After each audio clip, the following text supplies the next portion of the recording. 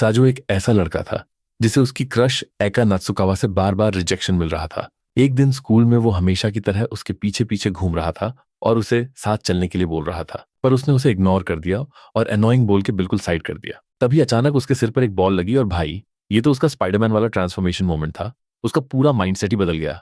एका को थोड़ी टेंशन हुई और उसने पूछा कि क्या वो ठीक है। साजो ने कहा हाँ। तो उसने बोला कि अगर वो इतनी अजीब हरकतें नहीं करेगा तो उसके साथ ऐसा नहीं होगा। एका के जाने के बाद साजो ने डिसाइड किया कि अब वो उसके पीछे नहीं भागेगा और नॉर्मल लाइफ जिएगा। अगले दिन जब साजो क्लास में एंटर हुआ तो सबको उसके बिहेवियर में साफ बदलाव दिखा। एका की फ्रेंड केई इशिदा ने मजाक उड़ाया कि शायद साजो को अपनी पुरानी क्रश की वजह से कोई सजा मिली है। एका ने उसे और बोलने से रोका, पर साजो बिल्कुल काम रहा और चुपचाप बैठ गया। थोड़ी देर बाद टीचर आए और वो भी हैरान रह गए कि जो लड़का हमेशा एका के पीछे भागता था वो आज अपनी चेयर पर चुपचाप बैठा है। एका को धीरे धीरे नोटिस होने लगा कि साजो अब उसे पहले जैसी अटेंशन नहीं दे रहा। ब्रेक के दौरान साजो हॉलवे में आराम से घूम रहा था और उसने अपनी पुरानी क्रश को पूरी तरह इग्नोर कर दिया। तभी उसके दोस्तों ने उसे साइड में ले जाकर पूछा कि उसके और एका के बीच क्या सीन चल रहा है। साजो ने सीधा जवाब दिया कि अब वो एका के पीछे और नहीं भागना चाहता। उसके दोस्तों को यकीन नहीं हुआ। उन्हें लगा कि पक्का इन दोनों के बीच कोई बड़ा लफड़ा हुआ है। साजो ने समझाया कि पसंद तो वो उसे अब भी करता है, पर अब वो उसे दूर से ही पसंद करेगा और डिस्टर्ब नहीं करेगा। जब वो क्लास वापस आया और लंच की तैयारी कर रहा था तो एका ने पूछा कि वो कहाँ जा रहा है। उसने शांति से जवाब दिया कि वो अकेला कैफेटेरिया जा रहा है। उसके दोस्तों को ये सब बहुत अजीब लगा, क्योंकि जिस साजो को वो जानते थे वो हमेशा एका की शैडो बना रहता था। ये बदलाव देखकर उन्हें लगा कि शायद इतने रिजेक्शंस के बाद अब वो थक गया है। लंच के समय साजो अकेला खाना खा रहा था।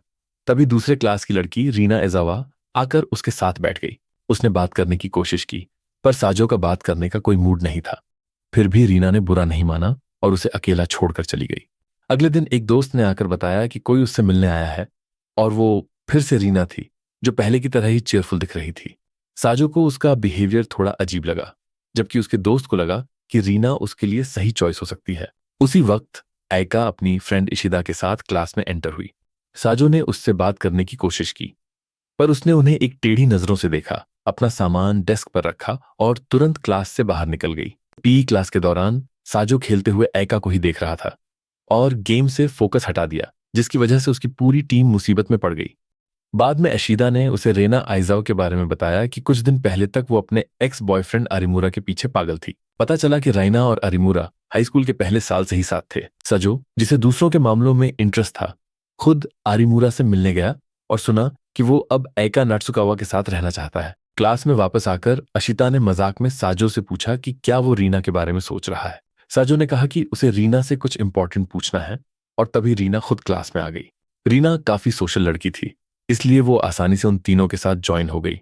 आशिता ने तुरंत उससे पूछ लिया कि उसका ब्रेकअप क्यों हुआ, जिससे माहौल एकदम सीरियस और अजीब हो गया। रीना हैरान थी कि किसी को उसके ब्रेकअप के बारे में पता है, पर उसने जवाब दिया कि उसे उस रिलेशनशिप में शांति नहीं मिल रही थी। अशिता ने मजाक में कहा कि शायद अरिमुरा ही बेकार पार्टनर था और अब साजो के साथ सब ठीक होगा। तभी आयका ने टोकते हुए कहा कि अशिता ज्यादा बोल रही है और उसे पर्सनल मैटर्स में नहीं पड़ना चाहिए। रीना को ये बातें पसंद नहीं आईं, तो उसने गुस्से में अशीदा पर चिल्लाया और क्लास छोड़कर चली गई। साजो तुरंत माफी मांगने उसके पीछे गया, जबकि बाकी दोनों लड़कियां अपनी जगह खामोश खड़ी रहीं। साजो ने रीना को पार्क में रोका और उसे शांत करने की कोशिश की। बात करते हुए रीना ने नोटिस किया कि साजो उसके सामने एका का नाम ज्यादा नहीं ले रहा। साजो ने कहा कि उसे किसी और लड़की के बारे में बात करना सही नहीं लगा, पर रीना ने खुद टॉपिक छेड़ दिया और पूछा कि क्या वो एका को पसंद करता है। साजो ने साफ हाँ कह दिया, पर उसे अजीब लगा क्योंकि एका ने उसे कभी एक्सेप्ट ही नहीं किया था।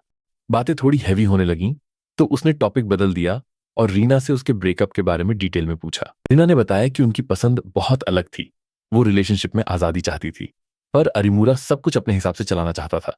फिर उसने कहा कि उसने खुद को मजबूत दिखाने के चक्कर में बहुत जल्दी मूव ऑन करने की कोशिश की, जिससे गलतफहमियां बढ़ गईं। रीना को अच्छा फील कराने के लिए साजो ने अपने बार बार रिजेक्ट होने के एक्सपीरियंस शेयर किए। उसने बड़े ड्रामेटिक अंदाज में कहानी सुनाई कि कैसे एक लड़की ने उसे सबके सामने थप्पड़ मारा और फिर एका ने उसे बचाया, जिससे वो उसकी तरफ अट्रैक्ट हो गया। रीना ये सुनकर दंग रह गई, तो सजो हंसने लगा और माना कि वो सिर्फ मजाक कर रहा था। असली कहानी ये थी कि वो कैफेटेरिया में गिर गया था और एका ने उसे उठाने में मदद की थी।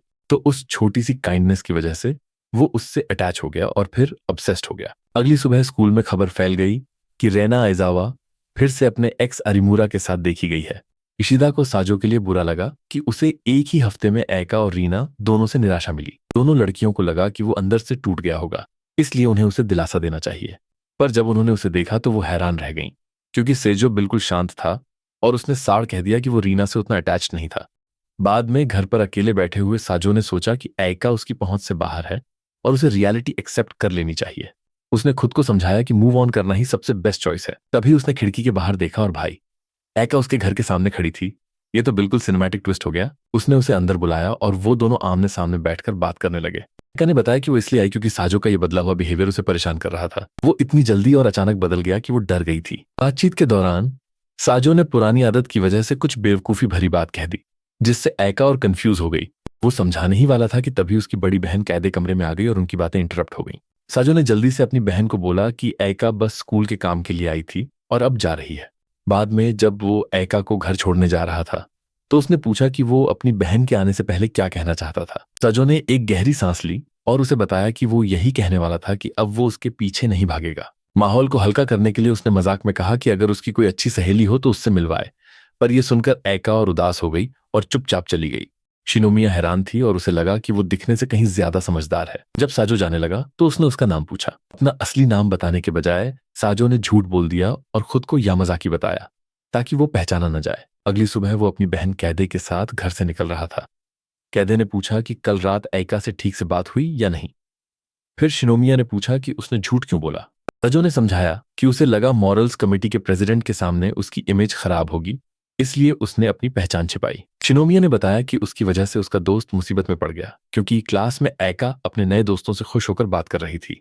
उनमें से एक ने सजेस्ट किया कि वीकेंड पर सबको ऐका के घर चलना चाहिए उसकी छोटी बहन से मिलने। जब वो ये प्लान डिस्कस कर रहे थे तब साजो ने बताया कि वो युआनामी के बिहेवियर के बारे में क्या सोचता है। साजो ने शांति से कहा कि खुद को कोसने के बजाय युआनामी को थोड़ा बहादुर बनना चाहिए और अपने कॉन्फिडेंस पर काम करना चाहिए। शिनोमिया ने उसकी सलाह ध्यान से सुनी और उसे काफी मीनिंगफुल लगी। बातचीत खत्म होने के बाद साजो को आखिरकार जाने दिया गया। टोक्यो में गर्मी आ गई और ह्यूमिडिटी इतनी बढ़ गई कि सब स्टूडेंट्स पसीने से तरबतर होने लगे। जब साजो क्लास में आया तो नया एसी देखकर उसे सुखद एहसास हुआ। उसने ठंडी हवा महसूस की और चैन की सांस ली। उसी पल अशीदा ने उसे बड़े प्यार से ग्रीट किया।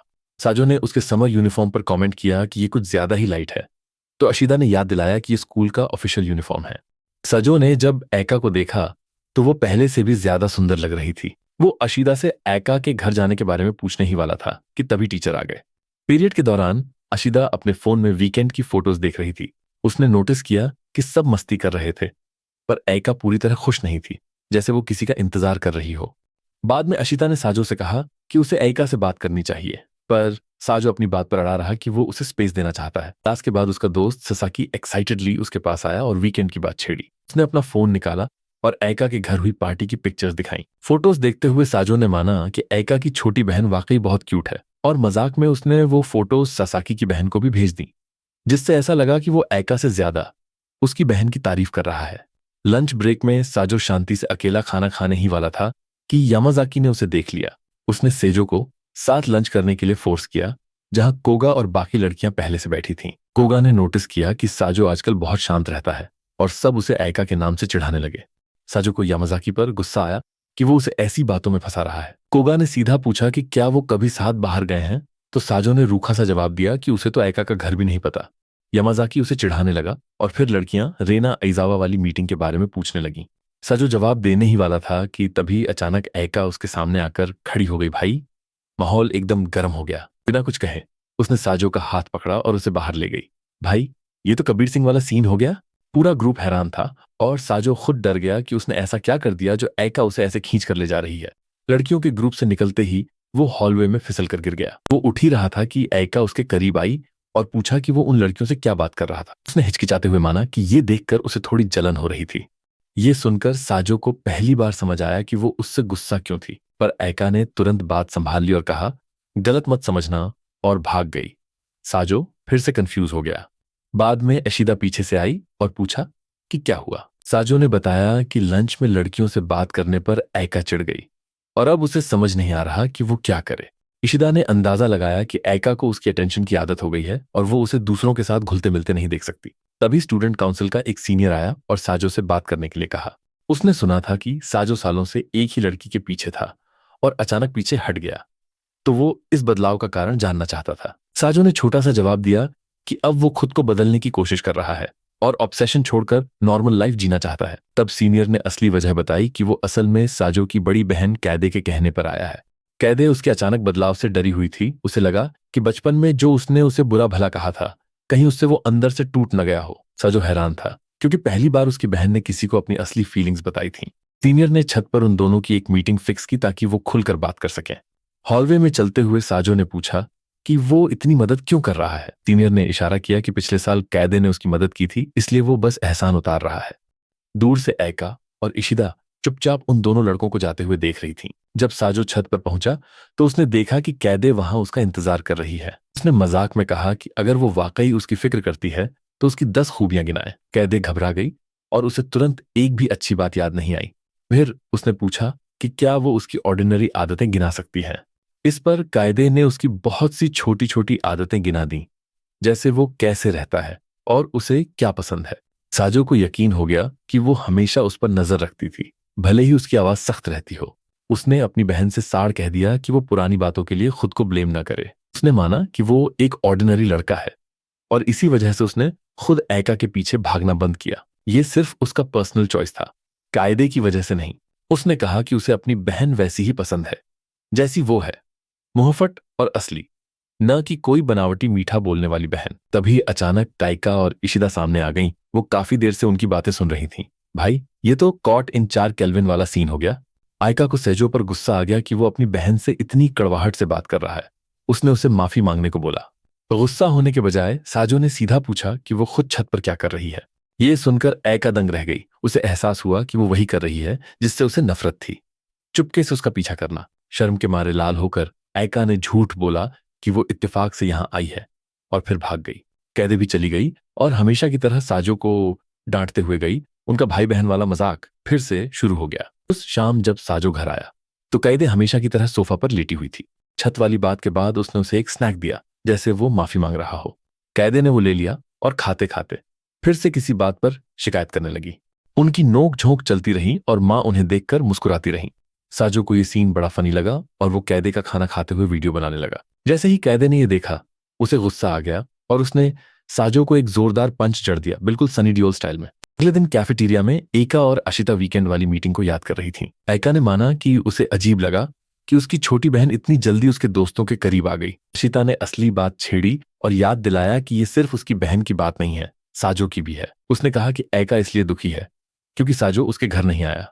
अशिता ने समझाया कि किसी की अटेंशन एक सपोर्ट बन जाती है और साजो की मौजूदगी ऐका की आदत बन गई थी। अब जब वो दूर रह रहा है तो वो खालीपन ऐका को अकेला महसूस करा रहा है।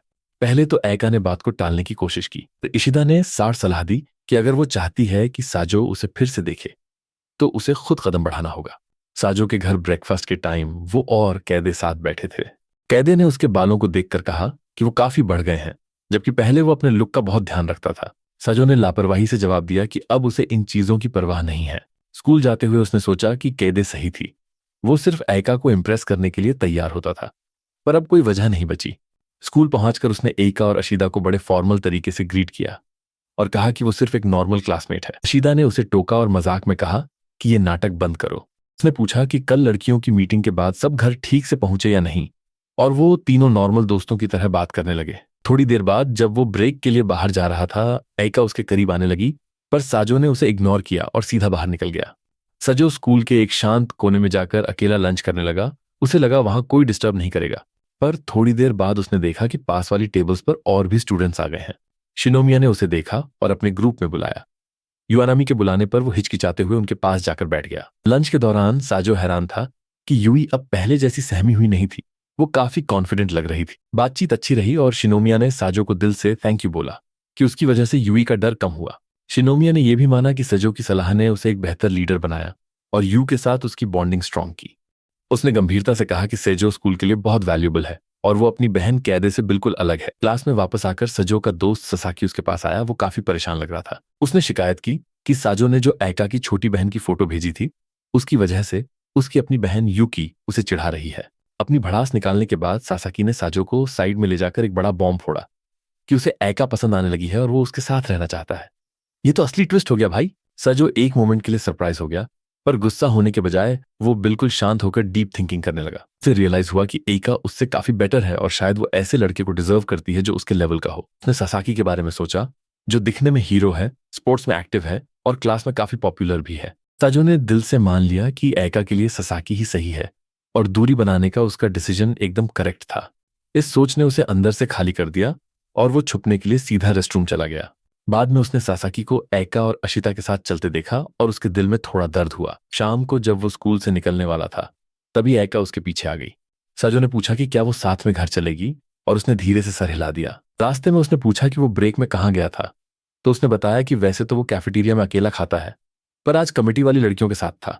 ये सुनकर एका के फेस पर जलन साफ दिख रही थी, भले ही उसने मुंह से कुछ नहीं बोला। साजो ने प्यार से कहा कि वो एका के नए फ्रेंड्स और सासाकी के बीच का बैलेंस बिगाड़ना नहीं चाहता, इसलिए दूर से ही सबकी भलाई चाहता है। सीढ़ियों से उतरते वक्त एका ने उसके बालों का टॉपिक छेड़ा और कहा कि ये मेसी और अजीब लग रहे हैं, इसे ठीक करो। साजो ने उसकी राय मांगी कि उसके बाल कैसे अच्छे लगेंगे, तो पहले तो उसने कहा कि उसे कोई फर्क नहीं पड़ता, पर फिर उसने सीरियस होकर कहा कि अगर शुरू में उसके बाल सिंपल काले होते तो शायद उसे उससे बात करने में इतना इंटरेस्ट नहीं आता। साजो ने इस बात को दिल पे ले लिया और घर जाकर बालों को डार्क ब्राउन करने की कोशिश की, पर अकेले ठीक से नहीं कर पाया।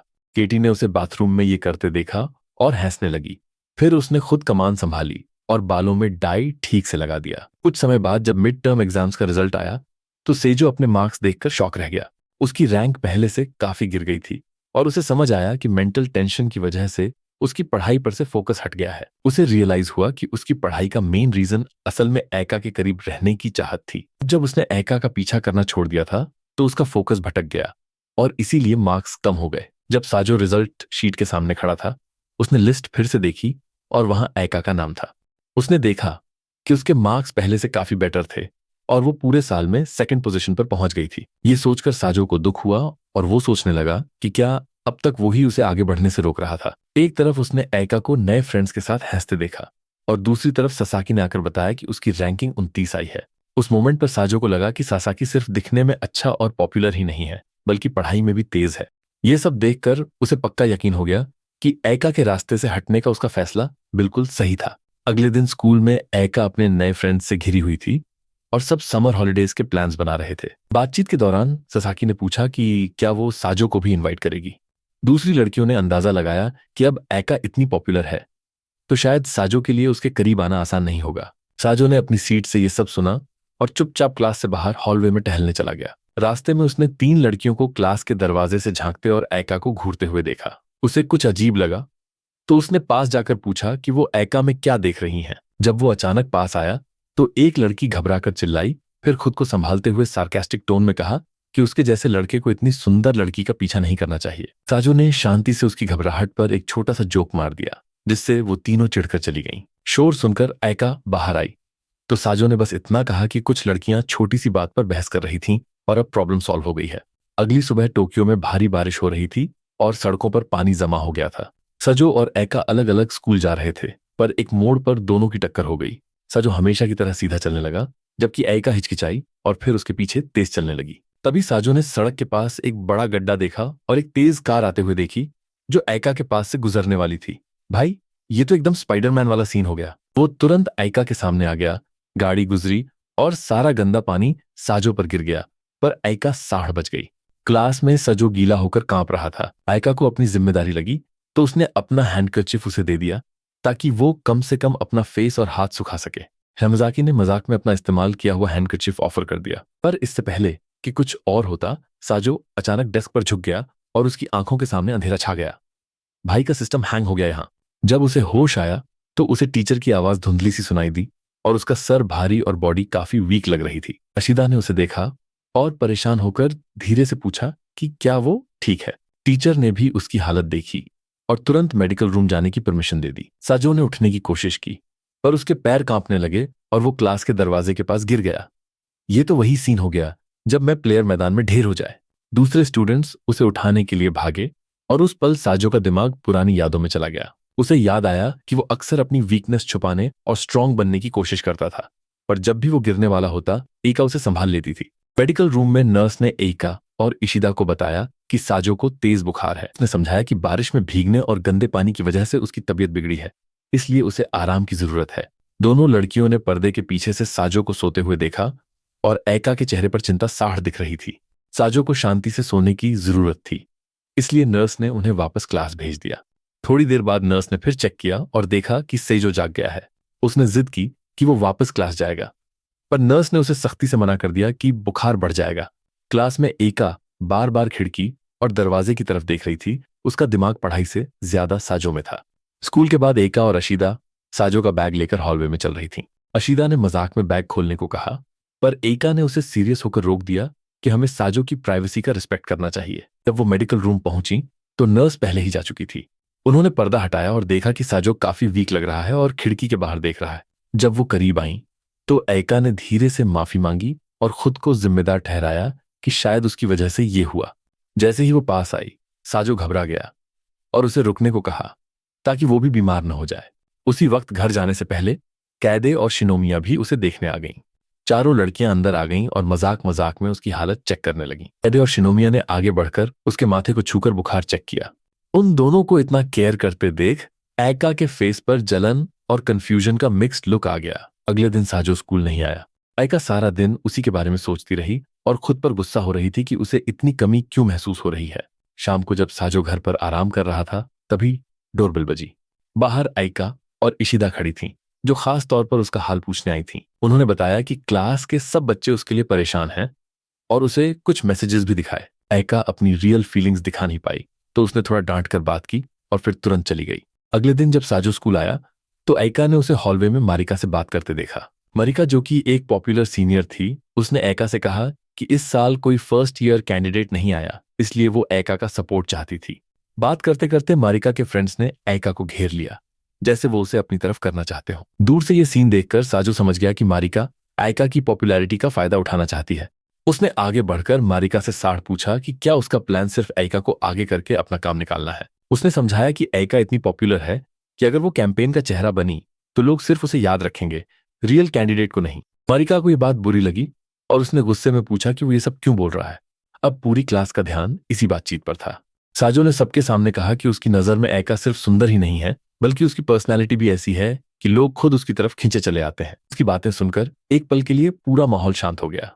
सबने ऐका की तरफ देखा और वो बुरी तरह ब्लश करने लगी। सजो खुद हैरान था कि उसकी बातों का इतना असर हुआ और वो सोचने लगा कि इस बार सबने इतना रिएक्ट क्यों किया। सजो को हैरानी हुई क्योंकि उसने पहले भी मजाक में उसे गॉडेस बोला था, तो इस बार ये इतना स्पेशल क्यों हो गया। अशीदा ने समझाया कि इस बार उसने सबके सामने सीरियस होकर उसकी साइड ली, इसलिए ये ऐका के लिए बड़ी बात थी। सबके सामने तारीफ सुनकर ऐका घबरा गई और अपनी शर्म छुपाने के लिए साजो पर चिल्लाने लगी। उसके लाल चेहरे और ब्लश को देखकर साजो ने बिना सोचे बोल दिया कि वो अभी बहुत क्यूट लग रही है। ये उसके लिए बर्दाश्त के बाहर था। वो और भी ज्यादा शर्मा गई और तुरंत वहां से भाग गई। स्कूल का दिन शुरू हुआ और साजो ने बोर्ड पर एक मुश्किल मैथ क्वेश्चन सॉल्व कर दिया, जो कोई और नहीं कर पाया था। टीचर ने उसकी बहुत तारीफ की और जब वो अपनी सीट पर आया तो अशिता ने मजाक में कहा कि उसे नहीं पता था वो पढ़ाई में इतना तेज है। साजो अपनी सीट पर बैठा और देखा कि ऐका अब लगभग हमेशा अपने नए फ्रेंड से घिरी रहती है। जब लंच बेल बजी, सेजो कैफेटेरिया गया, पर वहां सारी टेबल्स फुल थीं। तभी युआनामी ने उसे देखा और अपनी टेबल पर बुलाया, जहां कमिटी के बाकी लोग बैठे थे। सजो थोड़ा हिचकिचाया, पर उनके साथ बैठ गया और सोचने लगा कि उसे क्यों बुलाया गया है। यू ने उसकी तबीयत पूछी, जबकि शिनोमिया ने सीधा पॉइंट पर आकर पूछा कि क्या वो कमिटी ज्वाइन करना चाहेगा। सजो को इस बात से काफी हैरानी हुई। शिनोमिया ने बताया कि वो कुछ महीनों में पोस्ट छोड़ देगी और अब तक उन्हें कोई लड़का नहीं मिला कमिटी के लिए। ज्यादातर लड़कियां सिर्फ नाम के लिए ये पोजीशन चाहती थीं, जिम्मेदारी के लिए नहीं। उसने साजो को याद दिलाया कि उसकी सलाह कितनी काम आई थी, इसलिए उसे लगता है कि साजो में लीडर बनने की एबिलिटी है। जब साजो सोच रहा था, यू ने उसका हाथ पकड़ा और कहा कि उसे उम्मीद है कि वो सही फैसला लेगा। अचानक हाथ पकड़ने से साजो घबरा गया और उसने हाथ पीछे खींच लिया, जिससे सीनियर्स को गुस्सा आ गया। अपनी गलती रियलाइज करके उसने फिर से यू का हाथ पकड़ लिया, पर इससे बात और बिगड़ गई और वो दोनों सीनियर्स और चिढ़ गईं। साजो घबरा कर उठा, कुछ माफी मांगी और वहां से निकल गया।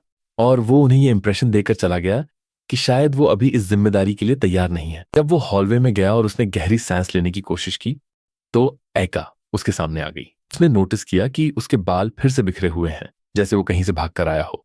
कमिटी वाली अजीब सिचुएशन बताने के बजाय साजो चुप रहा। ऐका पास आई और उसे हिलने से मना किया और खुद उसके बाल ठीक करने लगी। उसके इतने प्यार से बाल ठीक करने पर साजो घबरा गया और मजाक किया कि वो इस सर्विस के लिए 5,000 येन देने को तैयार है। एका को यह मजाक बिल्कुल पसंद नहीं आया। वो गुस्सा होकर चली गई। बाद में पूरा स्कूल ऑडिटोरियम में लीडरशिप कमेटी की मीटिंग के लिए इकट्ठा हुआ। शुरू की स्पीचेस काफी बोरिंग थीं, पर जब शिनोमिया स्टेज पर आई तो उसकी कड़क आवाज ने सबका ध्यान खींच लिया। तभी स्टूडेंट काउंसिल के लोग आए और साजो ने यूगो को नोटिस किया, जो काफी कॉन्फिडेंट और पॉपुलर लग रहा था। क्लास में वापस आकर सब स्टूडेंट्स उस इवेंट के बारे में बातें कर रहे थे।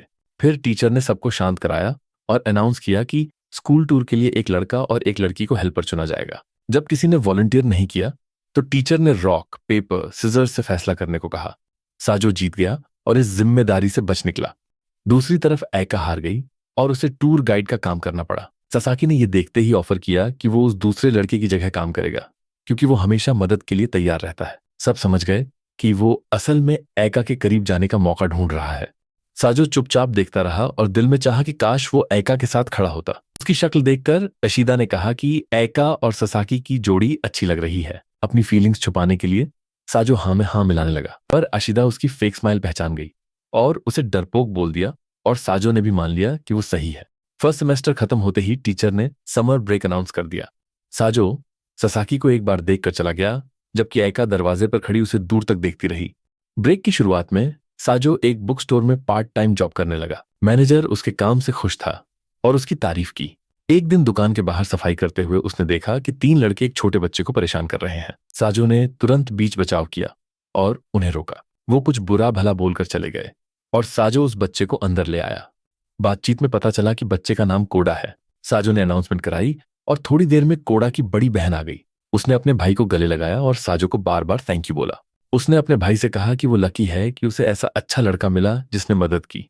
पहली बार एक सुंदर लड़की से ऐसी तारीफ सुनकर साजो को बहुत खुशी हुई और वो शर्मा भी गया। उस शाम साजो किचन में सारा दिन याद कर रहा था, तभी कैदे आई और कॉफी मांगी। उसने पूछा कि कमिटी ज्वाइन करने के बारे में क्या सोचा, क्योंकि उसे शिनोमिया से पता चला था। साजो ने साड़ कह दिया कि उसे इतनी बड़ी जिम्मेदारी में कोई इंटरेस्ट नहीं है। केटी ने सलाह दी कि अगर वो ज्वाइन कर लेता है तो उसके लिए भी आसानी होगी, क्योंकि वो भी हटने वाली है। फिर भी साजो किसी नई जिम्मेदारी के लिए तैयार नहीं हुआ। केटी ने कहा कि शांति से सोचना और फिर वहां से चली गई। अगले दिन कोडा की बहन फिर से साजो से मिलने बुक स्टोर आई। उसने फिर से थैंक यू बोला और कहा कि सेजो की वजह से कोडा अब ज्यादा कॉन्फिडेंट हो गया है और अब वो बाहर खेलने जाने से डरता नहीं है। दोनों ने 1 घंटा बातें की और साजो उसकी सिंप्लिसिटी देखकर बार बार शर्मा रहा था। जाने से पहले उसने एक छोटा सा गिफ्ट दिया और कहा कि वो फिर मिलने आएगी। साजो ने दुकान के अंदर जाकर पैकेज खोला। उसमें शार्क डिजाइन वाला एक स्कार्फ था। भले ही वो थोड़ा बच्चों वाला था, पर उसे लगा कि ये दिल से दिया हुआ गिफ्ट है, जिससे उसके चेहरे पर स्माइल आ गई। अगले दिन साजो समुद्र के किनारे फुका के साथ टहल रहा था। फुका खुशी खुशी बातें कर रही थी और आज उसने थोड़े अलग कपड़े पहने थे। हवा चली तो साजो ने उसकी रिस्ट पर एक सुंदर ब्रेसलेट नोटिस किया। फुका ने देखा कि साजो अभी भी वही शार्क वाला हैंडकरचिफ यूज कर रहा है जो उसने गिफ्ट दिया था। बाद में फुका फिर से बुक स्टोर में उससे मिलने आई। जब साजो ने ब्रेसलेट की तारीफ की तो उसने बताया कि ये उसके डैड ने एक हैंडमेड शॉप से लिया है। बात करते करते उसने साजो का आर्म टच किया, जिससे वो थोड़ा घबरा गया, पर उसने सोचा कि क्यों ना वो भी एका के लिए उसी दुकान से कोई गिफ्ट खरीदे। उसने फुका से साथ चलने को पूछा और वो तुरंत तैयार हो गई। चलते चलते फुका ने सोचा कि अगर किसी ने उन्हें साथ देखा तो वो गलत समझ सकते हैं।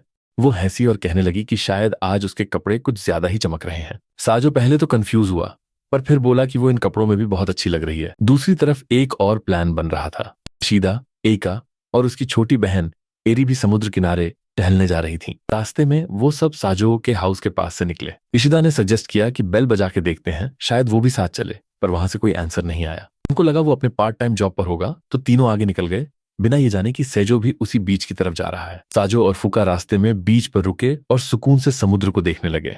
फुका ने मजाक में पूछा कि क्या वो यहाँ गर्ल्स को स्विम सूट्स में देखने आया है, और उसने तुरंत मना कर दिया। उसने कहा उसे स्विमिंग ज्यादा पसंद नहीं है, क्योंकि हर साल नया स्विम सूट खरीदना पड़ता है, जो बहुत अनोइंग है। बातों बातों में वो बिना सोचे उसके काफी क्लोज आ गई और सेजो नर्वस हो गया, तो उसने जल्दी से अपोलोजाइज किया और दोनों ने टॉपिक चेंज कर दिया ताकि माहौल लाइट रहे। फाइनली वो दोनों एक हैंडमेड क्राफ्ट शॉप पर पहुंच गए। शॉपकीपर ने तुरंत फुका को पहचान लिया और खुशी खुशी उसे ग्रीट किया। अंदर सीशल्स, स्टोन्स और हर तरह की छोटी छोटी हैंडमेड ज्वेलरी थीवली थी। सजो इतनी सारी चीजें देख के कंफ्यूज हो गया और डिसाइड नहीं कर पाया कि एका के लिए क्या खरीदे। शॉपकीपर ने एडवाइस देने की कोशिश की, पर फिर भी वो डिसीजन नहीं ले पा रहा था। उसकी परेशानी देख के फुका ने धीरे से पूछा कि क्या ये गिफ्ट किसी स्पेशल इंसान के लिए है। सोचने के बाद साजो ने उसे सच बता दिया कि ये उस लड़की के लिए है जिसे वो बहुत पहले से लाइक करता है, पर उसने कभी उसके फीलिंग्स एक्सेप्ट नहीं किए। ये सुन के फूका खुशी खुशी बोली कि वो बेस्ट गिफ्ट चूज करने में उसकी हेल्प करेगी।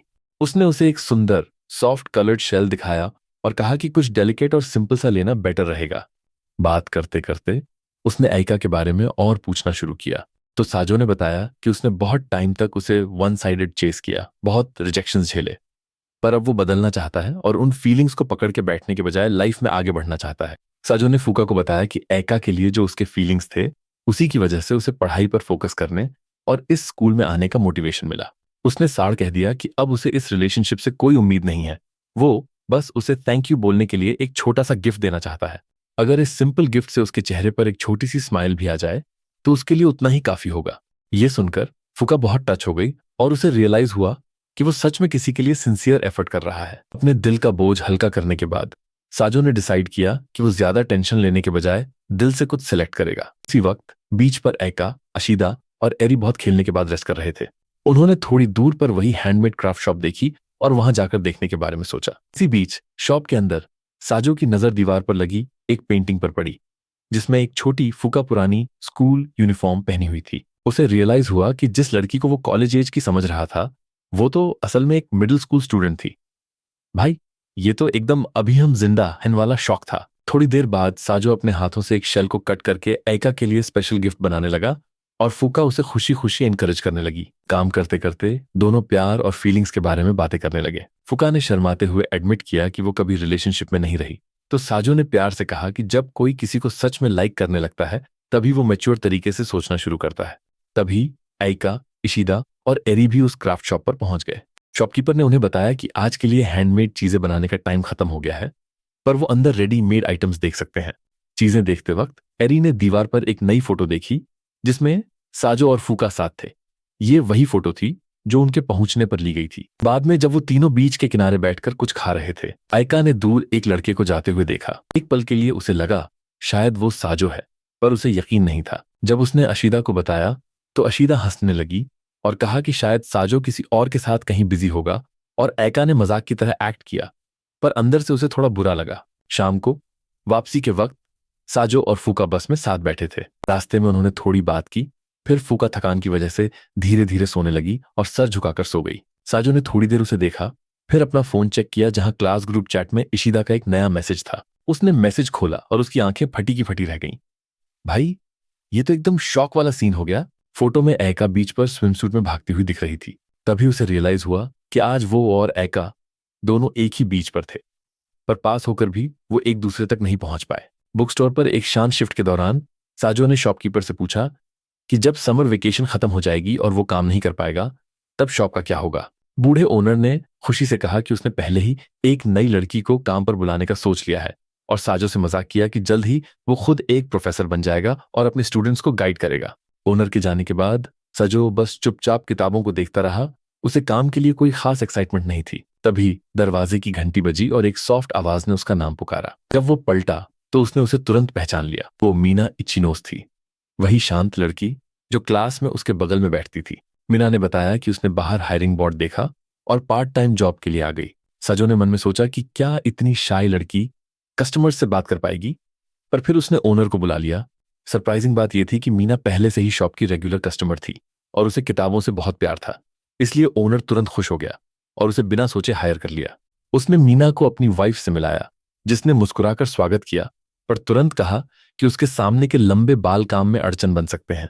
जैसे ही उसने कैंची उठाई, साजो ने तुरंत दखल दिया और प्यार से टॉपिक चेंज कर दिया। उसने खुद को मीना का क्लासमेट और अब कोवर्कर बताया और डायरेक्टली पूछा कि जब वो किताबें पढ़ती है तो क्या उसके बाल बीच में आते हैं, और अगर हाँ तो वो क्या करती है। एक धीमी आवाज में मीना ने जवाब दिया कि वो बालों को पीछे रखने के लिए क्लिप या पिन का यूज करती है, और वहीं उसने उन्हें दिखाया कि वो अपने बाल कैसे बांधती है। ओनर की वाइफ को ये सिंपल सोल्यूशन पसंद आया और वो कैंची रखने के लिए तैयार हो गई।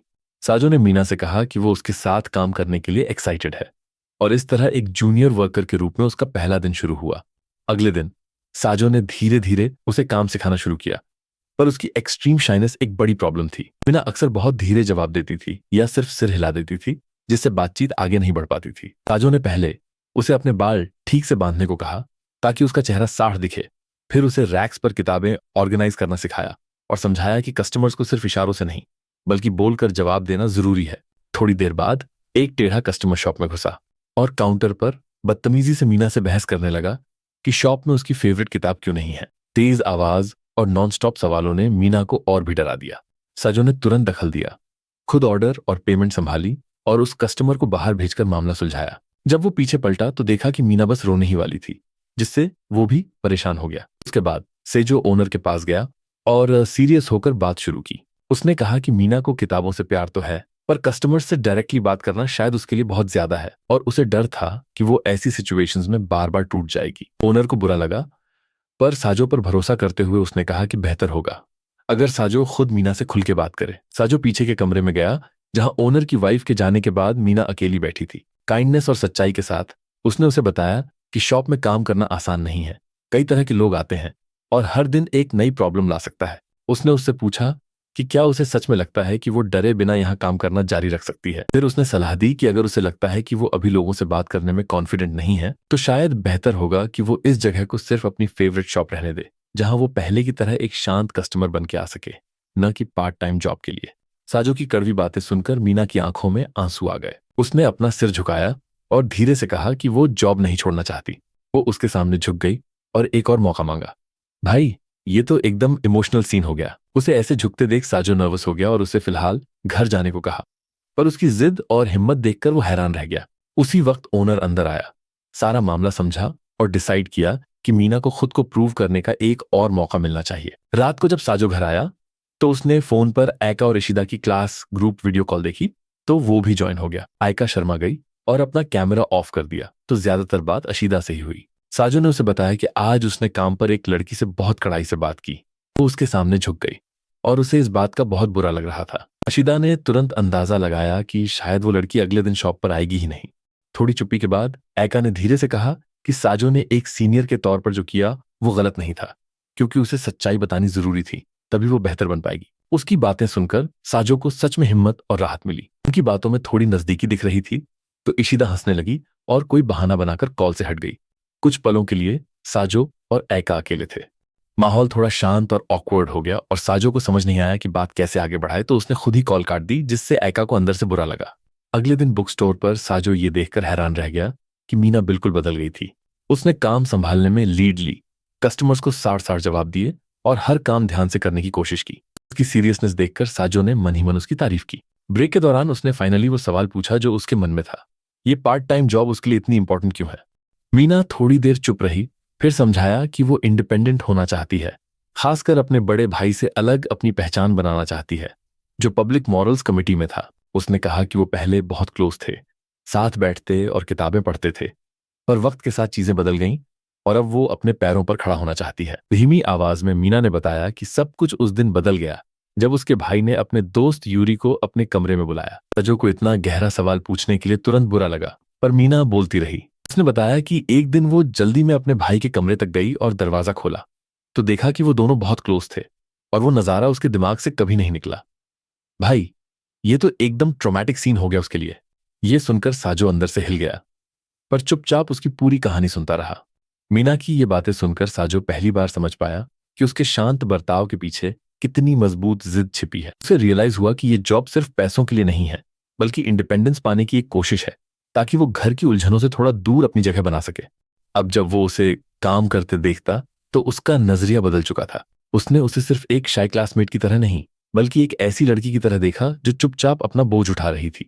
मीना और भी ऑर्गेनाइज्ड और फोकस्ड हो गई और काम में इनिशिएटिव लेने लगी और साजो को उसकी मेहनत पर गर्व हुआ। साजो को लगा शायद मीना के पास अपनी फीलिंग्स शेयर करने के लिए कोई और नहीं था, इसलिए उसने सब कुछ इतने खुले तौर पर बता दिया और अब वो एक सीनियर के तौर पर उसे एनकरेज करने की जिम्मेदारी महसूस करने लगा। कुछ दिनों बाद फुका फिर से बुक स्टोर आई और उसकी आंखों में आंसू थे। साजो ने उन्हें इंट्रोड्यूस कराया और जब मीना और फुका बात करने लगे तो साजो जानबूझकर पीछे हट गया ताकि वो अकेले बात कर सके। वो खुश था कि अब मीना के पास एक और लड़की है जिससे वो खुल के बात कर सकती है किताबों के बारे में। फुका ने मीना से उसकी फेवरेट किताब पूछी और मीना ने कहा कि वो अक्सर नाम और कवर देखकर डिसाइड करती है कि किताब पढ़नी है या नहीं। ये सुनकर फुका खुश हो गई क्योंकि उसकी भी यही आदत थी। दोनों जल्दी ही किताबों पर गहरी चर्चा करने लगे और मीना ने फुका को अपनी एक फेवरेट बुक सजेस्ट की जिसे फुका ने पढ़ने का वादा किया।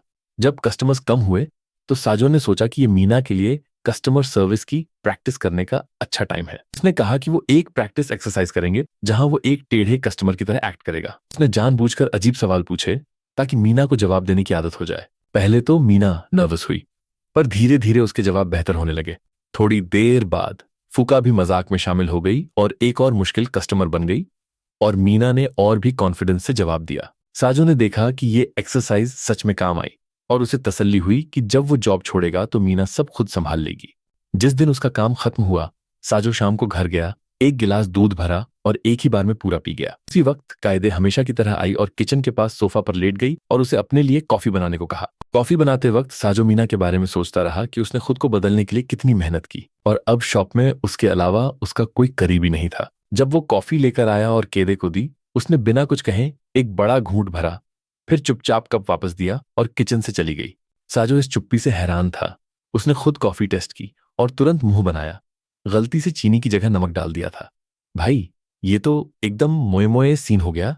कुछ समय पहले बुक स्टोर पर साजो मीना को मेहनत करते देख रहा था, तभी उसकी नजर टेबल पर रखी एक कुक बुक पर पड़ी। मीना ने शर्माते हुए कहा कि उसने खासकर अपने भाई को खुश करने के लिए एक एग रेसिपी सीखी थी, पर जब वो उससे मिलने गई तो कमरे में उसकी जगह उसका दोस्त यूरी था। मीना ने उन दोनों के लिए खाना बनाया, पर उन्हें उसका टेस्ट पसंद नहीं आया, जिससे वो अंदर से उदास हो गई। तभी शॉप का शांत माहौल तब बिगड़ा जब एक जवान आदमी एंट्रेंस पर आकर खड़ा हो गया, जो काफी नर्वस दिख रहा था। वो मीना का बड़ा भाई था, जिसने आखिर उसे वहां ढूंढ लिया था। जब उसने पास आने की कोशिश की, मीना तुरंत परेशान हो गई, साजो के पीछे छिप गई और अपने भाई से बात करने से मना कर दिया। साजो उसके सामने दीवार की तरह खड़ा हो गया और दोनों भाई बहन को सीधा टकराने से बचाने के लिए सजेस्ट किया कि कहीं और बैठकर शांति से बात करें। वो उन्हें पास के एक कैफे में ले गया, जहां फाइनली उनकी असली बातचीत शुरू होने वाली थी। कैफे में मीना के भाई ने चुपचाप माफी मांगी कि यूरी के साथ रिलेशनशिप शुरू होने के बाद वो दूर हो गया और उसे टाइम नहीं दे पाया। उसने कहा कि वो चाहता है कि भाई बहन का रिश्ता पहले की तरह फिर से करीब हो जाए। थोड़ी देर बाद यूरी भी आ गई और दोनों ने मीना को प्यार से समझाने की कोशिश की कि शॉप पर काम करना उसके लिए बहुत मुश्किल है, इसलिए अच्छा होगा अगर वो जॉब छोड़ दे। उन्होंने इस तरह समझाया जैसे वो अभी भी एक छोटी बच्ची हो जो अपने डिसीजंस खुद नहीं ले सकती, जिससे मीना और भी शांत और उदास हो गई। ये देखकर सेजो फाइनली बातचीत में शामिल हुआ। शांत पर मजबूत आवाज में उसने मीना का बचाव किया और कहा कि उन्होंने उसकी असली मेहनत और बदला हुआ नजरिया नहीं देखा है। उसने एग्जाम्पल्स दिए कि कैसे मीना ने मुश्किल कस्टमर्स का सामना किया, कैसे वो जिम्मेदारी से किताबों का ख्याल रखती है और अब काम सीखने में लीड ले रही है। सजो ने उसके भाई को बताया कि हमेशा अपनी बहन को अपने साए में रखना सही नहीं है और अब उसे उस पर भरोसा करने और उसे अपनी जिंदगी अपने तरीके से जीने देने का वक्त आ गया है। उसकी बातें सुनकर मीना का भाई और यूरी थोड़ी देर के लिए शांत हो गए और उन्हें रियलाइज हुआ कि वो उसकी प्रोग्रेस को पूरी तरह समझ नहीं पाए थे।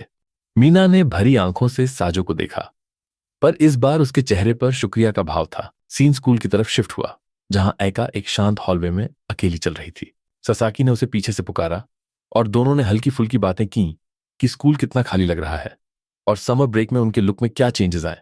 फिर वो साथ में एक खाली क्लासरूम में गए ताकि आने वाले स्कूल टूर के लिए जरूरी पेपर्स और चीजें अरेंज कर सके। आयका डेस्क पर बैठ गई, फोन निकाला, इशिदा और साजो के साथ वाला ग्रुप चैट खोला और पुरानी यादों और मैसेजेस में मुस्कुराहट के साथ खो गई। तभी सासाकी वापस आया और उसे एक पेपर दिया, फिर बिल्कुल उसके बगल में बैठ गया, जिससे एका थोड़ा अनकंफर्टेबल महसूस करने लगी। उसके बाद कहानी फिर से बुक स्टोर पर लौटी, जहां साजो मीना की प्रोग्रेस देखने आया था। फुका भी वहां थी और दोनों लड़कियां फिर से आपस में बात करने में बिजी थीं, जिसे देखकर साजो को खुशी हुई कि मीना अब दूसरों से काफी खुलकर बात कर पा रही है। वो चुपचाप उसके पास आया, उसके सीने से ट्रेनी बैज उतारा और बताया कि अब वो शॉप में एक फुल वर्कर है। भाई, ये तो मीना का प्रमोशन हो गया। मीना खुशी के मारे कुछ बोल नहीं पाई और बस आंखों में चमक लिए खड़ी रही, जबकि साजो और फूका उसे देखकर मुस्कुरा रहे थे। एक और उमस भरे दिन साजो बुक स्टोर के बाहर फुटपाथ पर हल्का पानी छिड़क रहा था ताकि गर्मी थोड़ी कम महसूस हो। वो ख्यालों में खोया था जब अचानक उसने सुना कि कोई खुशी से उसका नाम पुकार रहा है। ऊपर देखा तो सामने फूका मुस्कुराहट के साथ खड़ी थी। उसने गर्मी के बारे में हल्की बात की, अपने हाथ से खुद को हवा दी और बेपरवाही से अपने बाल बांध लिए। जब वो बात कर रहे थे, मीना चुपचाप शॉप के दरवाजे पर आ गई, जिससे माहौल थोड़ा सीरियस हो गया। जैसे ही वो ठंडी शॉप के अंदर गए, दोनों लड़कियां अपनी फेवरेट पुरानी फैंटेसी बुक सीरीज के बारे में बातचीत में खो गईं। फुका ने कहा कि सीरीज की एक किताब अब पब्लिश नहीं होती, जिस पर मीना को दुख हुआ, पर फुका ने खुशी से कहा कि उसके पास वो कॉपी है और वो मीना को उधार दे देगी। ये सुनकर मीना के चेहरे पर सच्ची खुशी आ गई। जब साजो ने उन्हें दूर से देखा तो उसे तसल्ली हुई कि कभी शांत रहने वाली मीना अब खुलकर दोस्त बना रही है। जब वो किताबें ठिकाने लगाने में बिजी था, उसके फोन पर एक मैसेज आया। ये school visit tour group chat का नोटिफिकेशन था, जहां किसी ने स्टूडेंट गाइड की ओरिएंटेशन मीटिंग की एक थोड़ी धुंधली फोटो भेजी थी। साजो ने ग्रुप चैट मैसेजेस स्क्रॉल किए और वो फोटो सेव कर ली। भले ही फोटो धुंधली थी, उसकी आंखें सीधे ऐका पर टिक गईं, जो उसे अभी भी बहुत सुंदर लग रही थी। रात को घर पर वो अपनी बहन के साथ बैठा और उसे एक कोल्ड ड्रिंक दी। कैदे ने उसकी तारीफ की और कहा कि उसने अपना पार्ट टाइम जॉब बहुत सीरियसली किया और मीना की हेल्प भी की। साजो ने हैरानी से पूछा कि उसे कैसे पता, और कैदे ने गर्व से कहा कि उसके पास खबरें जुटाने के अपने तरीके हैं। साजो ने उसकी ताक झांक का मजाक उड़ाया, तो उसने अपने यूजुअल स्टाइल में उसे घूर कर देखा। अब जब उसका पार्ट टाइम जॉब खत्म होने वाला था, कैदे ने उसे स्कूल विजिट टूर में हेल्प करने की सलाह दी। उसने समझाया कि इवेंट के लिए स्टाफ कम है और स्टूडेंट काउंसिल और पब्लिक मॉरल्स कमेटी दोनों काफी प्रेशर में है। साजो पहले तो हिचकिचाया, पर कैदे ने बात ऐसे घुमाई कि अगर वो हेल्प करेगा तो इससे मीना के भाई को भी सपोर्ट मिलेगा, इसलिए वो मान गया। उसने उसे उसी वक्त शिनोमिया को कॉल करके अपनी हेल्प ऑफर करने को कहा। शुरू में फोन कॉल काफी ऑकवर्ड थी। शिनोमिया रात को इतनी लेट कॉल देखकर हैरान थी और प्यार से कहा कि शायद उन्हें उसकी जरूरत नहीं पड़ेगी और वो खुद मैनेज कर लेंगे। कैदे पीछे से साजो को सिग्नल दे रही थी कि हार मत मानो, तो बिना रुके उसने कह दिया कि वो किसी भी हाल में उससे मिलना और बात करना चाहता है। उसकी इस बेबाकी से शिनोमिया एक पल के लिए रुकी, फिर फाइनली उसकी हेल्प एक्सेप्ट कर ली, पर यह साड़ कर दिया कि काम सिंपल और मेहनत वाला होगा और कोई स्पेशल अटेंशन नहीं मिलेगा। साजो ने जवाब दिया कि अगर ये उसके लिए है तो वो खुश है और कैदे भी संतुष्ट थी।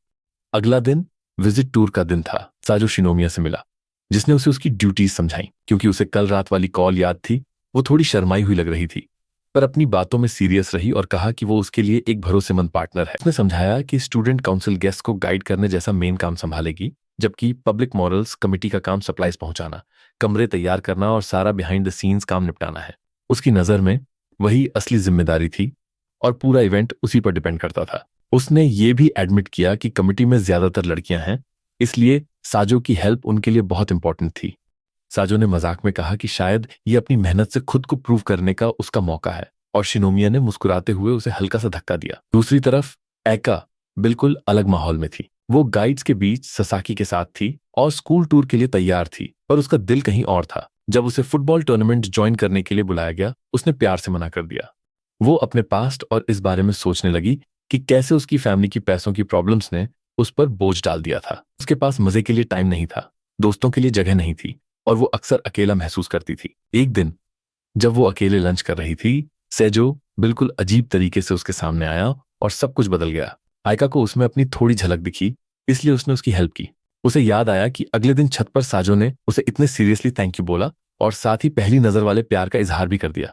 उस वक्त अपने घर के हालात की वजह से उसने उसे साड़ जवाब दे दिया था, पर सेजो ने हार नहीं मानी। हर दिन वो किसी न किसी तरह उसके रास्ते में आता, हमेशा पॉजिटिव रहता, एक्स्ट्रा एंथुजियास्टिक रहता और अपने तरीके से उसे एनकरेज करने की कोशिश करता। आयका को फाइनली रियलाइज हुआ कि सेजो की वो जिद जो उसे बरसों तक चिढ़ाती थी, असल में उसके लिए एक सपोर्ट बन गई थी। उसके और साजो के बारे में होने बातों की वजह से बाकी स्टूडेंट्स ने उस पर ध्यान देना शुरू किया, उससे बात की और धीरे धीरे उसकी दुनिया पहले से बड़ी हो गई। फ्लैशबैक में दिखाया गया कि मिडिल स्कूल ग्रेजुएशन के आखिरी दिनों में जब साजो नहीं आया तो उसे अचानक बुरा लगा, जैसे कुछ अधूरा हो। फिर वो दिन आया जब हाई स्कूल एंट्रेंस रिजल्ट्स लगे। आयका ने बोर्ड पर अपना नाम देखा, खुशी खुशी अपनी माँ को कॉल किया और उसी वक्त साजो उसके पास आया। पता चला कि वो भी कोट्सुहाई पहुंच गया, क्योंकि उसका इकलौता गोल आयका के पास रहना था। भाई, ये तो एकदम डेडिकेटेड आशिक वाला सीन था। वो साथ में हॉलवे में चले। साजो ने हमेशा की तरह उसकी तारीफ की और कहा कि वो क्यूट लग रही है, जबकि ऐका शर्मा गई और उसे डांटने लगी। प्रेजेंट में जब साजो पीछे हट गया तो ऐका को अंदर से बहुत खालीपन महसूस होने लगा। उसे गहराई से एहसास हुआ कि वो उसकी कमी कितनी ज्यादा महसूस कर रही है। अचानक वो बस उसे देखना और उससे बात करना चाहती थी। वो उसे ढूंढने के लिए स्कूल के खाली हॉलवेज में भागने लगी। साजो की आवाज, उसकी बातें और उसका हाल ही में किया गया वादा कि अब वो उसे परेशान नहीं करेगा, ये सारी यादें उसके दिमाग में घूम रही थीं। तभी उसने दूर साजो को एक कुर्सी ले जाते हुए देखा और उसके पीछे भागी, पर वो उसकी आंखों से ओझल हो गया। आयका ने हार नहीं मानी और उसे पूरे स्कूल में ढूंढने लगी। फाइनली एक मोड़ पर वो भागते हुए सीधे साजो से टकरा गई। भाई, ये तो बिल्कुल मूवी वाला एक्सीडेंट हो गया। दोनों गिर पड़े और कुछ पलों के लिए जैसे वक्त थम गया। साजो ने सीधे ऐका की आंखों में देखा और वो भी बिना कुछ कहे उसे देखती रही। जैसे पहली बार दोनों एक दूसरे के इमोशंस महसूस कर रहे हों। जब दोनों जमीन से खड़े हुए, साजो ने अपनी बॉडी स्ट्रेच की और ये देखकर ऐका के चेहरे पर बिना सोचे एक मुस्कुराहट आ गई। साजो ने शर्माते हुए कहा कि वो पूरे दिन स्कूल टूर के इंतजामों के लिए यहां वहां भाग रहा था। आयका ने धीरे से कहा कि वो उसे काफी देर से काम करते हुए देख रही थी, यानी वो उस पर नजर रखे हुए थी। फिर वो अचानक उसके इतने क्लोज आ गई जितना पहले कभी नहीं आई थी। थोड़ा झुकते हुए उसने बस इतना कहा कि उससे पसीने की हल्की स्मेल आ रही है, जैसे बस कोई फैक्ट बता रही हो। इस अचानक हुई नजदीकी ने साजो को अंदर से हिला दिया, क्योंकि वो जानता था कि ऐका ने पहले कभी उनके बीच की दूरी इतनी कम नहीं होने दी थी। खुद को शांत करने के लिए उसने माहौल हल्का करने की कोशिश की, ये सोचकर कि शायद वो इतने टाइम बाद मिलने की वजह से कंफ्यूज है। जब आयका ने हाथ से खुद को हवा दी, सैजो ने उसे देखा और पूछा कि वो गलियारों में इतनी तेज क्यों भाग रही थी। आयका रुकी, फिर धीरे से एडमिट किया कि वो उसे देखना चाहती थी, इसलिए उसे ढूंढ रही थी। उसने ये भी कहा कि छुट्टियों में उसे उसकी याद आई। साजो के लिए ये बिल्कुल अनएक्सपेक्टेड था, इसलिए उसने जल्दी से टॉपिक चेंज किया और अपनी पार्ट टाइम जॉब के बारे में बात करने लगा कि अब उसकी मीना से अच्छी बनने लगी है। आयका के चेहरे पर एक पल के लिए उदासी आई, जैसे उसके दिल में हल्की सी जलन हुई हो, उसे उदास नहीं देख पाने की वजह से। साजो ने जल्दी से कहा कि छुट्टियों के बाद धूप की वजह से उसकी स्किन थोड़ी चेंज हो गई है और वो थोड़ी अलग दिख रही है। इस बात ने उसे बीच वाले दिन की याद दिला दी और साथ ही साजो के दिमाग में वो बीच वाली फोटो आ गई जो अशीदा ने ग्रुप चैट में भेजी थी। बातचीत के इस मोड़ ने अचानक दोनों को याद दिला दिया और ऐका के चेहरे पर चिढ़ और शर्म का मिला जुला भाव था। ऐका ने गुस्से में उससे फोन मांगा ताकि वो फोटो अभी डिलीट कर सके, पर साजो ने इंस्टिंक्टिवली उसका हाथ पकड़ लिया और दोनों कुछ पल के लिए शांत खड़े रह गए। तभी अशीदा अपने खुशमिजाज अंदाज में आई और माहौल थोड़ा बदल गया। माहौल हल्का करने के लिए सेजो वेंडिंग मशीन से जूस ले आया और वो तीनों एक बेंच पर बैठ गए। अशीदा अपने वॉलीबॉल क्लब के बारे में बातें करने लगी और कहा कि शायद अगले साल वो मेन टीम में होगी। फिर बात वापस साजो के सनबर्न पर आ गई। एक पल के लिए वो लगभग बताने ही वाला था कि वो भी उसी बीच पर था, पर जल्दी से टॉपिक बदल दिया क्योंकि वो फूका के साथ वहां जाने की बात एक्सप्लेन नहीं करना चाहता था। अशीदा ने तुरंत उसकी घबराहट टाड़ ली और उसे शक भरी नजरों से देखने लगी। आयका ने बेंच पर अपने और अशीदा के बीच वाली खाली जगह पर हाथ रखा, साजो को वहां बैठने का सिग्नल दिया और इस तरह वो तीनों पास बैठकर बातें करने लगे। उन्होंने स्कूल टूर की तैयारियों के बारे में बात की और साजो ने खुद को एक फालतू लड़का बताते हुए मजाक किया जो कभी गाइड नहीं बन पाएगा। अशीदा हंसी और उसे चिढ़ाया कि शायद वो ससाकी की जगह आयका के साथ रहना चाहता है। उसने तुरंत मना कर दिया। फिर आयका ने बीच में कहा कि अगर वो गाइड बनता तो वो जरूर सबकी हेल्प करता, जैसे उसने बुक स्टोर पर मीना के इशू में हेल्प की थी। अशीदा ने हंसते हुए कहा कि लोगों के मामलों में टांग अड़ाना साजो की आदत है और आयका ने भी मुस्कुराते हुए कहा कि उसे बस ध्यान रखना चाहिए कि वो मीना को ज्यादा परेशान न करे। ये सुनने में एक मामूली बात थी, पर साजो के दिल को लग गई। उसका चेहरा बदल गया और उसने धीरे से कहा कि अब वो किसी को परेशान नहीं करेगा। आयका को तुरंत एहसास हुआ कि उसकी बातों ने साजो के दिल पर बोझ डाल दिया है। उसने उसके थोड़ा करीब आने की कोशिश की। उसका हाथ धीरे से उसके हाथ की तरफ बढ़ रहा था, पर फिर वो अचानक खड़ी हो गई और पूछा कि क्या वो कल स्कूल टूर पर आएगा। सजो ने कहा कि उसका थोड़ा काम बचा है, पर वो जरूर आएगा और उससे मिलने की कोशिश करेगा। अगले दिन विजिटिंग मिडिल स्कूल स्टूडेंट्स की वजह से स्कूल में बहुत शोर और चहल पहल थी। स्टूडेंट काउंसिल प्रेसिडेंट यूगो स्टेज पर खड़े होकर न्यूकमर से बात कर रहा था और सबका ध्यान अपनी तरफ खींच रहा था। साजो, जो मैनेजमेंट के काम में बिजी था, दूर से ये नजारा देख रहा था और ऐका को एक गाइड के रूप में मुस्कुराते देख उसे ऐसा लगा जैसे वो खुद बैकग्राउंड में बस एक साधारण हेल्पर है। बाहर मैदान में सासाकी मुस्कुराते हुए अपने मिडिल स्कूल स्टूडेंट्स के ग्रुप का स्वागत कर रहा था। उस ग्रुप में फूका और उसकी सहेलियां थीं। जब उसने ऐका को सबसे इंट्रोड्यूस कराया तो एक लड़की ने तुरंत उनके रिलेशनशिप के बारे में पूछ लिया, जिससे ससाकी थोड़ा शर्मा गया। ऐका ने शांति से समझाया कि वो बस क्लासमेट्स हैं, जिससे ससाकी को अंदर से थोड़ा बुरा लगा। टूर शुरू हुआ और ऐका और ससाकी ने साथ मिलकर ग्रुप को स्कूल के अलग अलग हिस्से दिखाए। हॉलवे में चलते वक्त उन्होंने देखा कि कुछ लड़के रीना आइजावा के साथ बदतमीजी से मजाक कर रहे थे। ऐका ने कॉन्फिडेंस के साथ आगे बढ़कर उन्हें साफ कह दिया कि स्कूल में ऐसे बर्ताव की जरूरत नहीं है। उसकी मजबूत आवाज ने लड़कों को चुप करा दिया और रीना भी उसकी हिम्मत देखकर इंप्रेस हो गई। बाद में फुका ने खुशी खुशी अपनी फ्रेंड्स को साजो के बारे में बताया और कहा कि वो चाहती है अगली बार वही उनका गाइड बने। उसकी फ्रेंड्स ने उसे चिढ़ाया कि जिस तरह से उसने साजो का नाम लिया उससे सब साड़ पता चल रहा है। बाद में वही लड़के ऐका के पास वापस आए और अपने बर्ताव के लिए माफी मांगी। जब उनका टूर का हिस्सा खत्म हुआ, साजो और मॉरल्स कमेटी का एक और मेंबर सामान लेकर वहां से गुजरे। ऐका ने उन्हें देखा, पर इससे पहले कि वो कुछ कहती, फुका भागकर आगे चली गई। उसने दूर से सेजो को आवाज दी और खुशी खुशी उसकी तरफ भागी, जबकि सासाकी और एका भी उसके पीछे आए। जब फुका और उसकी फ्रेंड्स ने साजो को चारों तरफ से घेर लिया तो वो अचानक नर्वस हो गया। फुका की फ्रेंड्स ने जोर से कहा कि वो फुका के साथ बाहर गया था और वो कितना पोलाइट और केयरिंग है।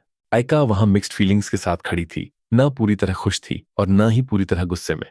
फुका खुद बहुत शर्मा गई और फाइनली अपनी फ्रेंड्स के साथ चली गई। बाद में आशिदा ने मजाक में साजो को पोलाइट बॉय कहकर चिढ़ाया। आयका के मन में अभी भी बहुत सवाल थे, साथ ही थोड़ी कंफ्यूजन और जलन भी थी। इसलिए उसने साजो से डायरेक्टली पूछा कि असल में क्या हुआ था। साजो के पास अब कुछ छुपाने की कोई वजह नहीं थी। उसने धीरे धीरे शुरू से अंत तक सारी बात समझा दी। थोड़ी देर बाद दोनों लड़कियां उसके जवाब से संतुष्ट थीं, पर एका की आंखें अभी भी उसके फोन में सेव स्विमसूट वाली फोटो पर टिकी थीं। वो चाहती थी कि सेजो वो फोटो डिलीट कर दे ताकि वो उसे बिना वजह न देखता रहे। साजो ने वादा किया कि वो उस फोटो का गलत यूज नहीं करेगा और इसे बस एक याद के तौर पर रखेगा।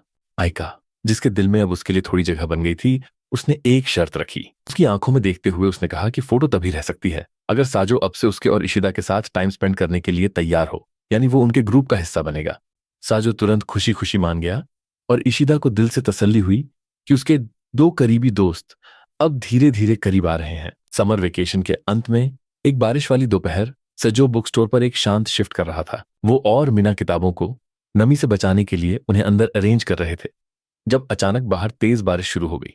थोड़ी देर बाद साजो तब हैरान रह गया जब उसने देखा कि एइका बारिश में भीगती हुई शॉप की तरफ भाग रही है। जब वो अंदर आई, मीना ने तुरंत उसे एक टॉवल दिया ताकि वो खुद को सुखा सके। साजो अभी भी कंफ्यूज था तो उसने एइका से पूछा कि वो इस मौसम में बाहर क्या कर रही है। एइका ने बस इतना कहा कि वो पास ही थी और उससे मिलने आ गई क्योंकि वो उसके साथ टाइम स्पेंड करना चाहती थी। ये सुनकर साजो को अपने कानों पर यकीन नहीं हुआ, जबकि एइका उससे कुछ हल्के सवाल पूछती रही जिसमें थोड़ी चिढ़ और जलन साड़ दिख रही थी। पीछे से मीना ने भी उनकी बातचीत के कुछ हिस्से सुने। तभी दरवाजे की घंटी फिर से बजी और फुका भी बारिश में भीगी हुई अंदर आई। उसने सेजो को ग्रीट किया और उसने उसे भी टोवल दिया और अंदर आने को कहा। मीना ने उसे अंदर से आवाज दी तो फुका खुशी खुशी उसके पास गई और दोनों जोश में किताबों के बारे में बात करने लगी। ये देखकर एका को थोड़ा आउटसाइडर जैसा महसूस हुआ और उसने सार्केस्टिक मजाक किया कि साजो दोनों लड़कियों के साथ कितनी आसानी से घुल मिल जाता है। सजो ने प्यार से कहा कि वो बस सबके साथ अच्छा रहने की कोशिश करता है, पर इस बात का एका पर बहुत असर हुआ और वो गुस्से में जाने के लिए मुड़ी। क्योंकि फर्श गीला था, वो फिसल गई। पर इससे पहले कि वो गिरती, साजो ने झट से उसे अपनी बाहों में थाम लिया। भाई, ये तो एकदम आशिकी 2 फीट वाला मोमेंट हो गया। कुछ पलों के लिए वो एक दूसरे के बहुत करीब थे और चुपचाप एक दूसरे की आंखों में देखते रहे। दूर से मीना और फूका ने यह नजारा देखा, मुस्कुराई और चुपके से दरवाजा बंद कर दिया ताकि उन्हें थोड़ा टाइम मिल सके। अब कमरे में खामोशी के साथ एक तरह की शर्म और प्यार भरा माहौल था।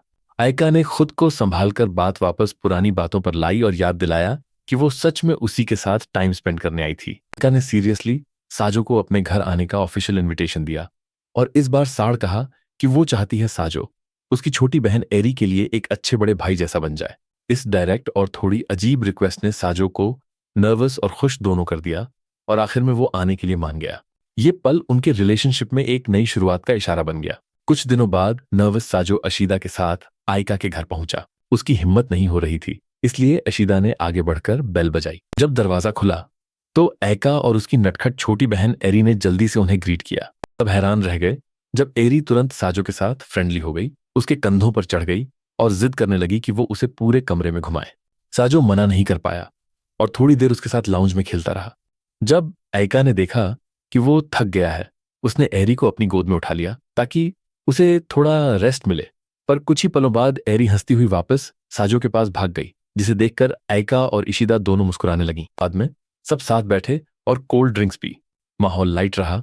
कभी इशिदा ने मजाक किया, कभी एका ने चिढ़ने का नाटक किया और फिर दोनों हंसते हुए एक दूसरे को चिढ़ाने लगी। साजो के एरी के साथ काफी देर खेलने के बाद जब वो एक पल के लिए शांत बैठा तो कमरे का दरवाजा खुला और एका की मां अंदर आई। जैसे ही उन्होंने साजो को देखा, उसे तुरंत पहचान लिया। इंट्रो के बाद उन्होंने मुस्कुराकर कहा कि उन्होंने एका से उसके बारे में बहुत कुछ सुना है। ये सुनकर कमरे में सब हैरान थे और सेजो के लिए ये काफी चौंकाने वाला था कि एका घर पर भी उसके बारे में बात करती है। जब सब जाने के लिए उठे तो एरी और उनकी मां दरवाजे तक आए और खुशी खुशी साजो को गुड बाय कहा। रास्ते में तीनों दोस्तों ने अगले हफ्ते फिर से मिलने का डिसाइड किया।